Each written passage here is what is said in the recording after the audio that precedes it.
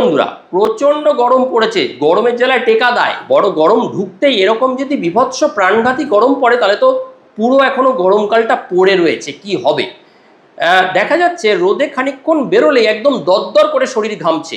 এতটাই ঘাম যে শরীর অনেক সময় একদম অবসন্ন হয়ে যাচ্ছে, দুর্বল হয়ে যাচ্ছে। আর এই তপ্ত দাবদাহে রোদে ঘুরে অনেকে এসে ঘরে ঢকঢক করে জল খেয়ে নিচ্ছেন, প্লেন জল 1 লিটার খেয়ে নিলেন। অনেকে আবার একটু চালাকি করে একটু জলের মধ্যে গ্লুকন ডি মেরে খাচ্ছেন। কিন্তু এটা কি সত্যি ঠিক না? এটা আরও ঘাতক হতে পারে। আপনি দেখেছেন কখনো যে আপনার ঘাম মিষ্টি মিষ্টি গ্লুকন ডি বেরোচ্ছে ঘাম দিয়ে? না, ঘামটা তো নোনতা নোনতা, তাহলে ঘাম দিয়ে যাচ্ছে কি?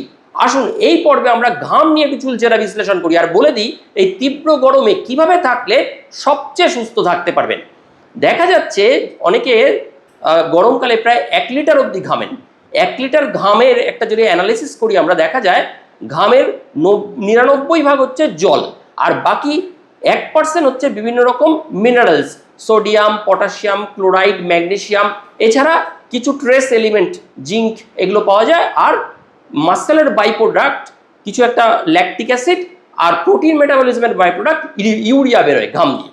এইবার শতাংশ হিসাবে জানি, 1 লিটার ঘামে সোডিয়াম থাকে 1 গ্রাম মতো, পটাশিয়াম থাকে 200 mg মতো, ক্লোরাইড থাকে 300 mg মতো, ম্যাগনেসিয়াম থাকে 0.0013 গ্রামস পার লিটার, এই হিসাব। আর ক্যালসিয়াম থাকে 0.015 গ্রাম পার লিটার। আর কি যায়? ওই যে বললাম ইউরিয়া, প্রোটিন মেটাবলিজমের বাই প্রোডাক্ট, আর মাসেলের যে আমাদের মেটাবলিজম হচ্ছে তার বাই প্রোডাক্ট ল্যাকটিক অ্যাসিড। আর কি যায়? কিছু ট্রেস এলিমেন্ট, সেগুলো কি খুব small amount, zinc, copper, iron, এগুলো নেগলিজিবল। তাহলে আপনার মেন যাচ্ছে সোডিয়াম, পটাশিয়াম, ক্লোরাইড। তাহলে আপনি কেন শুধু শুধু প্লেন জল বা গ্লুকন ডি খাচ্ছেন? আপনাকে খেতে হবে কি, আপনি ছাঁচের জল খান। ছাঁচের মধ্যে একটু লবণ দিয়ে খেতে পারেন, বা ওআরএস, রেডিমেড ওআরএস পাওয়া যায়, ওআরএস খেতে পারেন। বা প্লেন জল হলে একটু হাফ চামচ নুন দিলেন, একটু লেবুর রস দিলেন, আর একটু সোডিয়াম বাইকার্বনেট সিকি চামচ মিশিয়ে সেটা খেতে পারেন। এটাই কিন্তু এই গরমে মোকাবিলা করার আপনার সবচেয়ে বড় হাতিয়ার।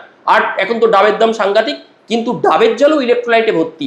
ডাবের জলও কিন্তু খুব ভালো আপনার এই গরমে ইলেকট্রোলাইটের ব্যালেন্স ঠিক করবে এবং অবসন্নতা ও দুর্বলতা কাটাবে এবং এই তীব্র গরমের সাথে লড়তে সাহায্য করবে। আশা করি ভিডিওটি আপনাদের কাজে লাগবে। যদি ভালো লাগে নিজেদের মধ্যে শেয়ার করুন, আর পারলে চ্যানেলটিকে অবশ্যই সাবস্ক্রাইব করার অনুরোধ রইল। নমস্কার, সবাই ভালো থাকবেন, সুস্থ থাকবেন।